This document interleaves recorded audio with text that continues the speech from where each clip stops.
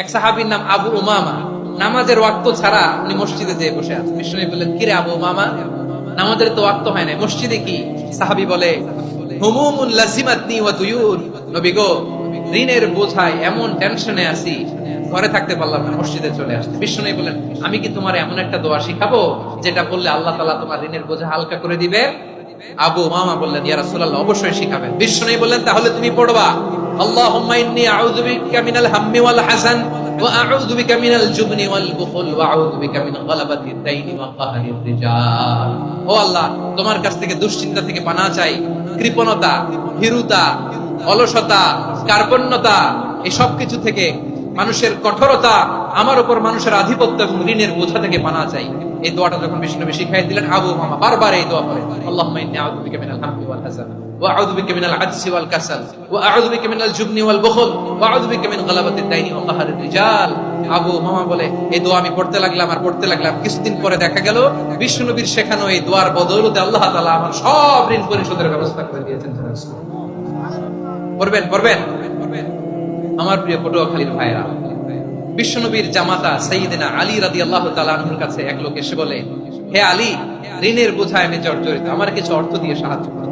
সাইয়্যিদিনা আলী রাদিয়াল্লাহু তাআলা আনহু বললেন, আমি কি তোমার এমন একটা দোয়া শিখাবো যেটা বিশ্বনবী আমাদের শিখিয়েছেন? এই দোয়া যদি তুমি পড়ো, লাউ কানা আলাইকা মিসলু জাবালিন কাবীরিন দাইনান আদাল্লাহু আনকা, পাহাড় পরিমাণ যদি ঋণের বোঝা হয়, আল্লাহ এটা পরিশোধের ব্যবস্থা করে দিবেন।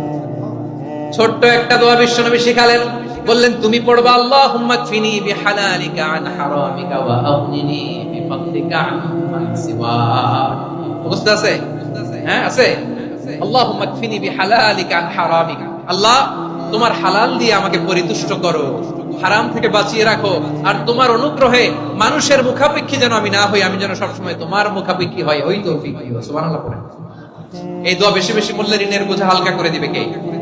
তাহলে প্রিয় ভাইয়েরা, বিপদে পড়লেই প্রথমে কি পড়বেন? পটুয়াখালী ভুইলা গেছে, বিপদে পড়লেই প্রথমে ইন্না লিল্লাহ কি বলে নিজেকে আল্লাহর কাছে সঁপে দিতে হয়, হাসবুনা।